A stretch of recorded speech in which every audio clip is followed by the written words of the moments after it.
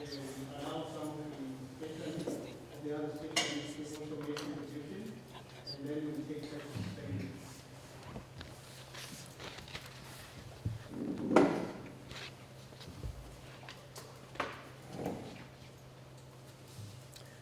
Good afternoon. I think maybe before I read the statement, I'd like to indicate that over and above the team that has been introduced, we do have the Joint Operations Committee, as indicated by Mr. Mbanjwa just now. The Joint Operations Committee, JOC in short, was put together after the incident broke out to form that interdisciplinary committee that will help all of us to deal with this matter. And at this point in time, I would like to introduce the members of that Joint Operations Committee. Number one, over and above the colleagues that have already been introduced that are sitting here with me, we do have Ms. Michelle Govender. She is the Chief Director. She is responsible for the management of hazardous waste, and she is a part of the Department of Environmental Affairs nationally. And then to deal with the area of specialization, marine and estuaries, we do have Mr. Santosh Baku. He is a marine and estuary ecologist.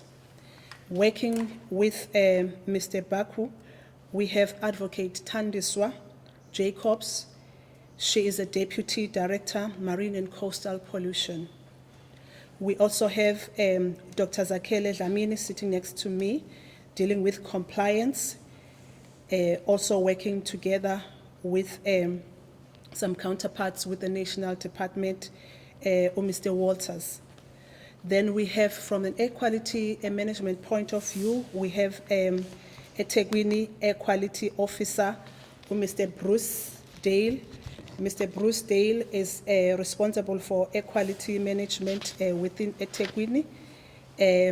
He works together with Mrs. Noloyiso Walingo, who is a director for air quality within the province. And to deal with freshwater management issues, we have Mr. Siyabonga Utelezi. He is a scientific manager, working together with Mr. Strini Govender, who is a director for water quality. They are joining us through the Zoom platform. So that is a team that we have then that is helping us to deal with these incidents. Maybe mine would be to provide some background in terms of what has happened for the members of the media to appreciate what has happened. The incident itself took place at a warehouse that is called UPL. It's located on 30 Umgano Road in Cornubia, here in Durban, as a result of what we would call the violent protest that broke out recently in the province. It is understood that the protesters were there. They first attempted to get access into Macro, and then they got into UPL. And then when they got there, then there's some destruction that took place. We are told by UPL also that there were some items that were stolen from the facility. But what is even more important then is that there's fire that was started.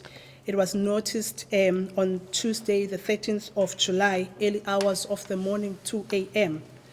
And what then is understood, what we know now about the UPL, which is the warehouse that caught fire on that particular day, is that it is a warehouse that keeps agrochemicals. It supplies a lot of manufacturers of herbicides and pesticides and fungicides and so on, helping the farming community within the province and far beyond the province. It must also be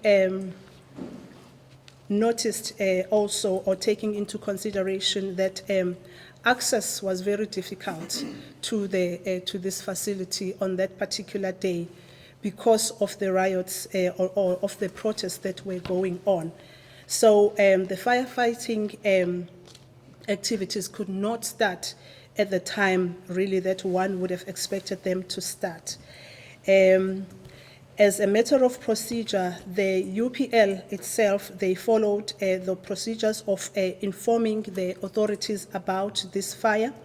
They contacted all emergency services, including the fire department of the Metro and the Department of Economic Development, Tourism and Environmental Affairs, to notify them about the fire that had started. However, they were not able to reach the site to start the fire. To kill the fire. There is engagement then that took place on 16 July 2021. There is engagement that took place between our officials and members and the Metro engaging this facility. And they were taken through in terms of what has happened. And here are the important facts that have to be noted about UPL, which is this warehouse. The warehouse keeps about 1,600 different kinds of chemicals that are used to make the products that I've already indicated. So it's quite a lot of those. Also, what is indicated, what is important is that the UPL itself has got a facility or a mechanism to deal with the fire because of the nature of the business that they conduct. However, they needed to be assisted by the Metro in terms of killing the fire. As a result of that, there is a lot of water that had to be used to kill the fire. And there's some water that began to move into the streams through the runoffs and through the stormwater drains, contaminating and polluting the stream that is nearby, the stream that is called Umhlangana. That stream leads to a river called Ohlange, and then Ohlanga goes straight to the sea. So that whole channel, the stream, the river, the estuary, as well as the portions of the sea got contaminated by the chemicals that came out of this process. There are several visits then that have been made by the authorities to this site. What is important also is that the site was also visited by the Honorable MEC, Mr. Pillay, on a Saturday to try and also find out what had happened and to understand the measures that had been taken to deal with the incidents. And we can also indicate that at that particular time when the Honorable MEC visited the facility, he was informed about all containment measures that had already been started, and he was satisfied at that time regarding all the activities that the facility had started to deal with the pollution. And at that instance or during that visit, it was also confirmed by the facility that the pollution had been contained. In other words, pollution was no longer coming out of the facility, polluting the river. However, the amount of chemicals that had already reached the stream, the river, the estuary, and the sea were already so much in such a way that it is going to take some time to deal with all of that. There were orders also, offensive orders that came out of this incident, of this facility. Dead fish were also observed in the estuary and in the beach, and we continue to see those. However, more details are going to be provided by the specialists that I have already highlighted. I think also what is indicated, also what is important is that the beach that is affected has been closed from that time up to now because it is not safe for bathing and for other recreational facilities to continue to work. In terms of the measures that are in place, just maybe to highlight here and there, more detail still to be provided as we take the reports from the areas of specialization that I've already highlighted. It's important that there is pollution control. There are pollution control measures that are there. There are suckers also, very big suckers that are being used to suck up the pollutants and the chemicals that have, some are floating and some have already sunk into the riverbed. So it is quite an involving exercise that is happening right now. There are two companies that the facility has contracted to help them. There is Drysit and Spiltech. And then there is also a suite of other specialist consultants that are helping there to advise the facility, UPL, in terms of dealing with this matter. Also, what is important is that from an air quality point of view, the fire had been burning until yesterday around 5 o'clock.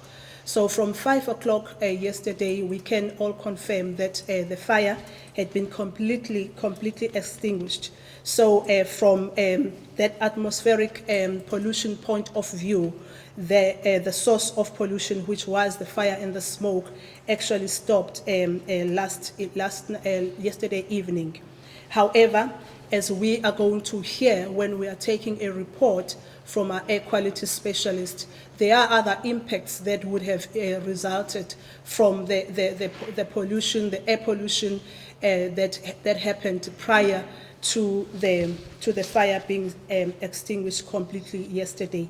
And the details of that and the extent of the damage and everything are going to be provided by our air quality specialist that I highlighted. Also, what is important from a waste management point of view is that because of the nature of chemicals that are dealt with here at UPL, the facility itself, which are highly hazardous, those kinds of chemicals should not be disposed of at our landfill sites without prior consent. So there is a process then to assist the facility in terms of dealing with that waste.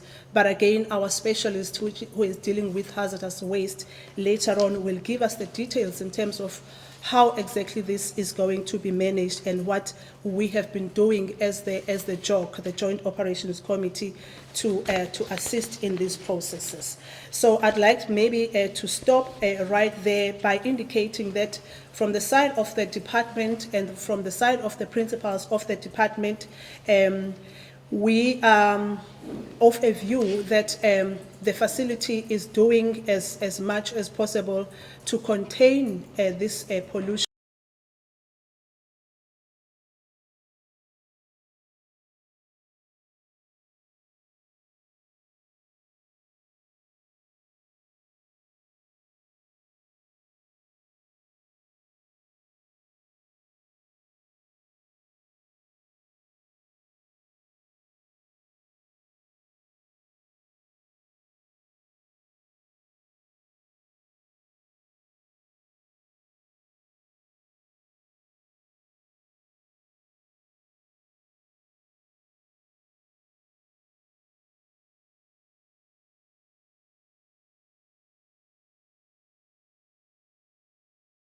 That.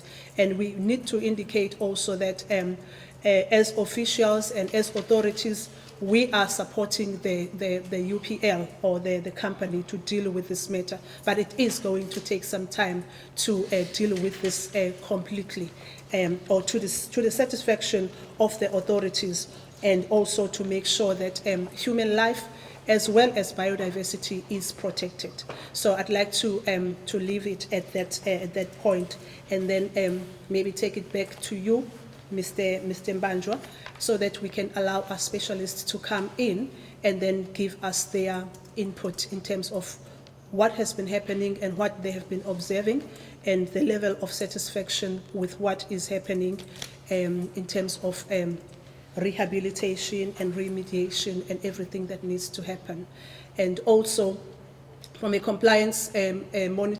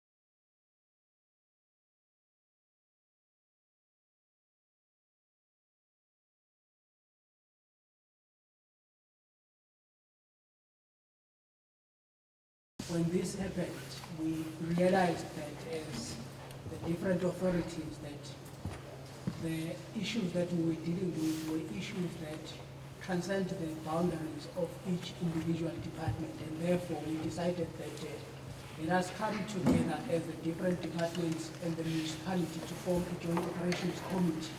And over the last few days, this job has been meeting, looking at issues, getting all the specialist input from the different departments, and also from time to time having to undertake site visits so that we ensure that all the issues that need to be attended to are attended to, and also we've kept both the MEC and the minister informed of what's happening on site, and therefore this is how we are dealing with this matter from a cooperative governance point of view, involving all the sectors of government as well as the different fields that are within government in terms of specialists.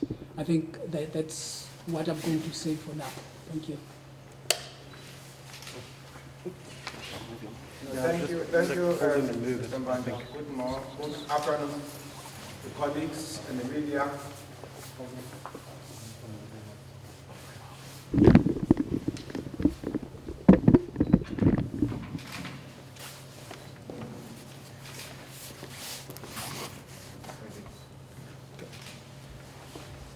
Once again, good afternoon. Thank you, Mbanja. Colleagues and the media. From my side, I need to just give a short brief in terms of compliance, what we have done as government.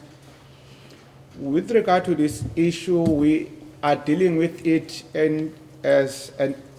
we are using an integrated approach where we want all the arms of government, or government spheres, to come up with one authorization.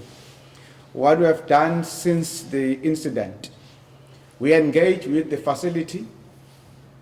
As we engage with the facility, we then realized that there were some issues that needed an urgent attention. As a result of that, we then issued a pre-directive in terms of Section 28 of NEMA, not Section 30, because of the urgency of the issues. This facility has responded to that pre-directive that we have issued. There are no objections. They are committing to undertake all what we have instructed them to do. Further to that, we had an inspection yesterday as the JOG team. We identified some other issues that have to be effected into the actual directive. That it means from the compliance point of view, all departments affected, water and sanitation, ATIA, municipality, we will then issue an integrated permit which is going to include all other issues that we have observed since we have issued the pre-directive. I think everything is in order for now. All other issues that we are now realizing as we move on that are coming from the media, such as issues of authorization, those ones we are working on them. We are doing other investigations to look at any of those issues, but we leave no stone unturned. What we have to take the cognizance, what Mrs. Nore just said, we are also working towards to support the facility, not to destroy the facility. Thank you.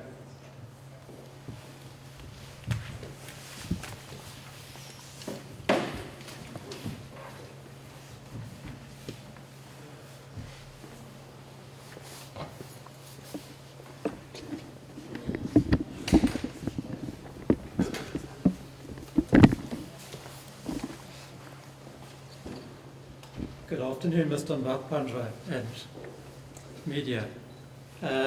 Just from our perspective, from a health perspective, from first thing, from when we got notified of the incident on the 13th of July, the good thing is there was an environmental consultant appointed. We were able to ask what we required in terms of the incident, so information started flowing straight away. But also, the cooperative governance amongst the three spheres of government has been excellent. We've had JOC meetings every day, as well as the on-site meetings, and we'd be able to get all government officials together. And I think the process has worked extremely well. Thank you.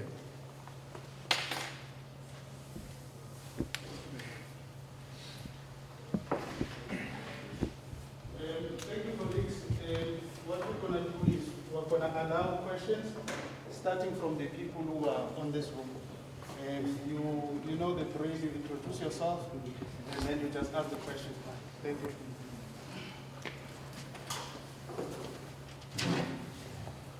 Thanks, and thanks again to the questions that have been asked.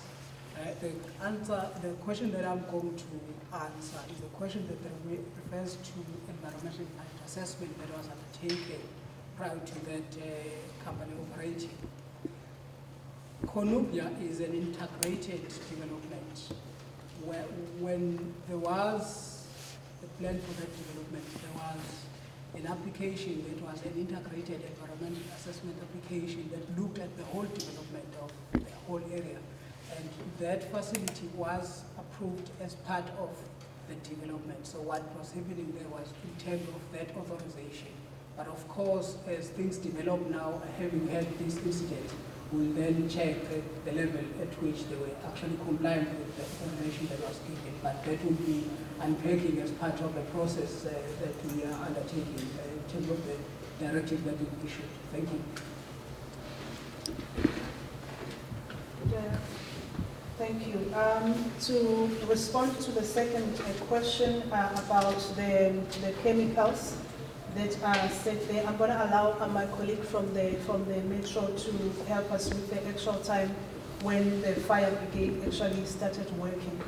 But on the issue of the chemicals, yes, we've already indicated there's quite a big number of them and what they are all about, and that they are all hazardous. As part of the notice that we have given them, we've asked them to supply us with an inventory of all of those chemicals, as to their names and everything, the quantities also that were kept. So that information is still coming forth to us as part of that administrative process that we have started. Thank you.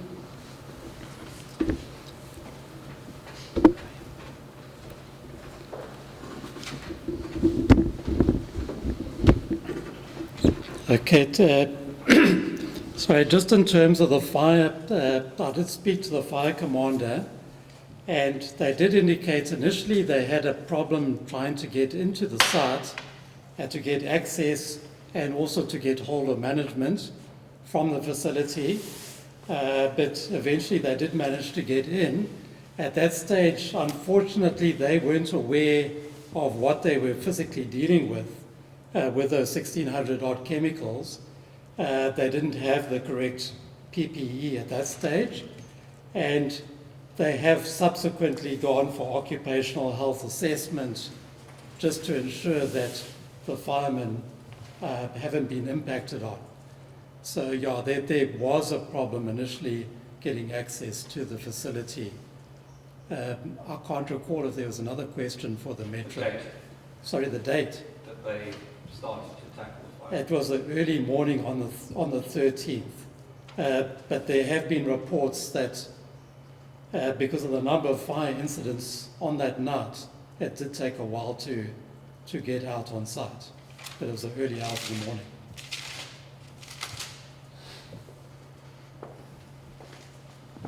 Mr. Dale, and the question about the species that have died as a result of the incidents are going to be taken by either advocate or Santosh, who are here with us here. Thank you. Okay. Thanks, Chair. Just from our perspective, there were large impacts of air quality during the duration of the incident. The facility was fairly new in the Cornubia complex.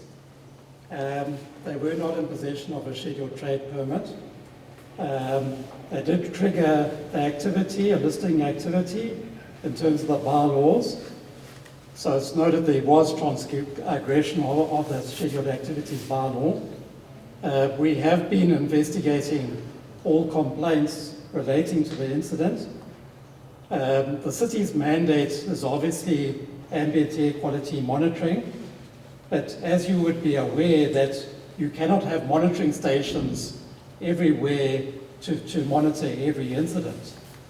So just from that perspective, we served notice on the facility on the 16th of July, which was end of last week, and we requested an air quality impact assessment to be conducted for the duration of the incident. This requires dispersion modeling using a level 3 dispersion model such as CalPUF, and also we asked for a community exposure assessment which will be required to determine impact on human health. Because once you model everything, you've got to put all the inputs into it, all your chemicals.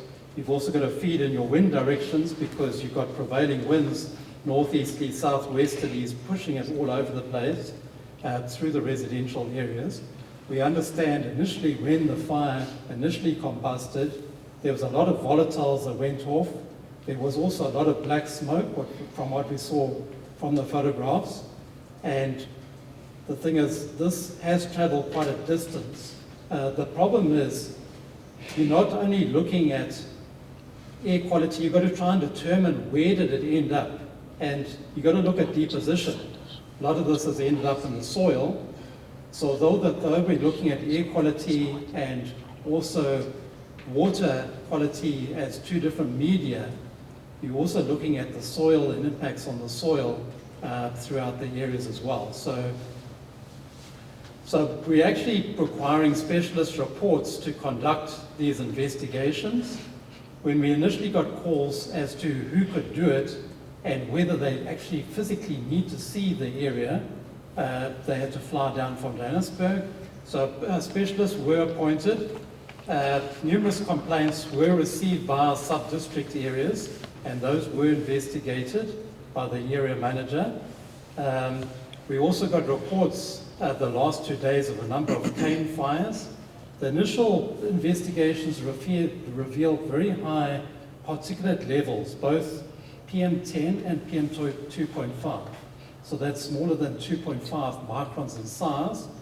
Just yesterday, the concentrations of particulate matter for 2.5 was sitting at 120 microns, which is actually 3 times the actual limit of 14 microns. So it's actually physically high in terms of your particulate matter at the moment.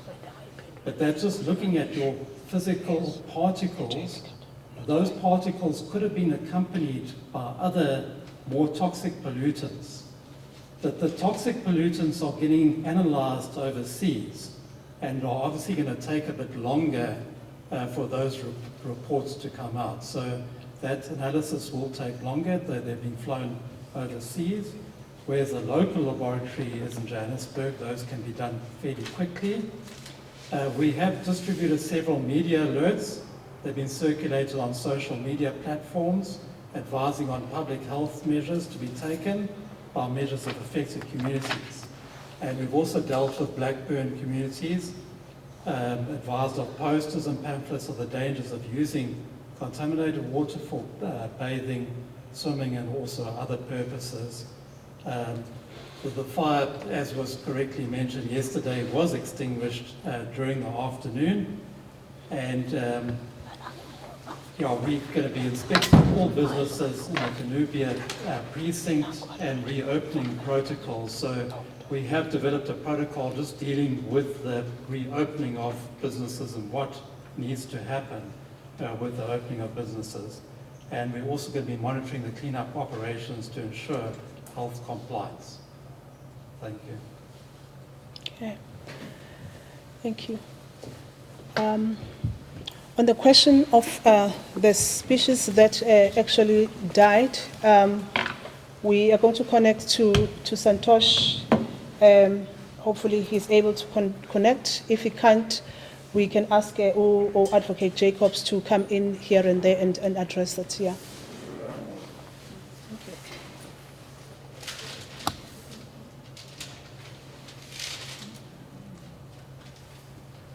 Hi, hello. Yes, we can hear you. just ask the question about the gas issues that have been connected. The net gas is a fish component. Thank you, Susan. The question in terms of the list. The company provided the list, but the list is not sufficient. It's not all the products that were kept which are provided to the department. Then the department can say then they submitted. We need the entire list of all the products that were kept on site. In terms of being transparent, so far the company has been working with us as government, providing some information that we requested to them. Even for the fact that they are positive in terms of the pre-directive that we have issued to them, is a sign that the company is willing to work with us. But when we issue the directive, this is when we're going to gauge them and see whether are they really transparent with the government. As we uncover some of the things and the questions that are being raised and no responses that we're going to get from them from now, if we then have an indicator to us to say they are not willing to be transparent. But so far we can say as government, yes, they are willing. Thank you.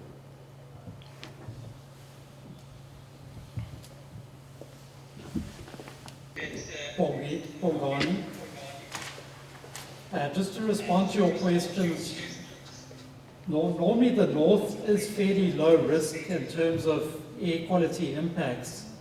And in Tekwini's concentration is in the south and also the west. Just from our perspective, the polluter pays principle of NEMA does apply, as well as a duty of care. And obviously that operation has a duty of care in terms of all the neighboring areas and facilities around Cornubia. So there is a requirement for them to take all necessary precautions and also to protect the environment. So from our perspective, we do have a monitoring station right up north at Hambanati, and there's a fully fledged one at the airport. We have been in contact with Airshed that is going to be doing the actual atmospheric impact report, or the dispersion modeling, and South African Weather Services have a fully fledged one at the airport that will provide all the necessary information for the dispersion modeling. So unfortunately we cannot have monitoring stations on everybody's doorstep adjacent to every factory or warehouse. But industry has to take responsibility for emissions, and duty of care and also polluter pays principle would apply in this case. Thank you.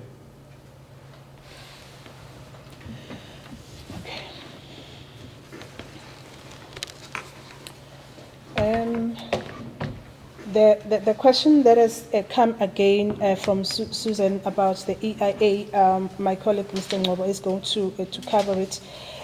Maybe just to say that we fully agree with our caller there, I didn't get the name, regarding government being stringent in dealing with those who do not disclose all the critical information that they're supposed to disclose when they put or they submit applications.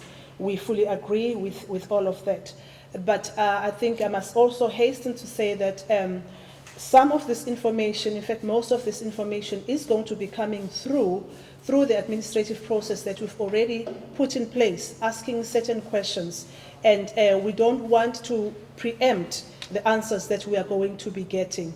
So the picture is going to be clearer as we get formal and written responses from UPL, whether in fact they did hide information, and if there is information that was deliberately hidden, then there are processes then that would be followed, including taking criminal action.